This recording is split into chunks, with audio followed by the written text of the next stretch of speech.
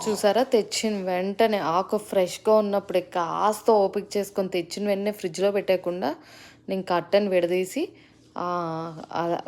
I mean వేళ్ళతో ఉన్నది నీళ్ళల్లో ముంచని బాగా క్లీన్ అవ్వడానికి జిప్ లాక్‌లో వెంటనే తీసుకొని ఫ్రీజర్‌లో సేవ్ చేస్తా. సో, నాకు ఆకు ఫ్రెష్‌గా ఉన్నప్పుడే చాలా అలసట ఉన్నా నేను కంపల్సరీ కూరగాయలు ఫ్రిడ్జ్‌లో పెట్టినప్పుడే ఈ ఆకుకూర తెచ్చుకున్నప్పుడు ఈ పని వెంటనే చేసుకుంటా. అందుకని నేను ఆకుకూరలు అన్ని రకాలు ఒకేసారి కొనను.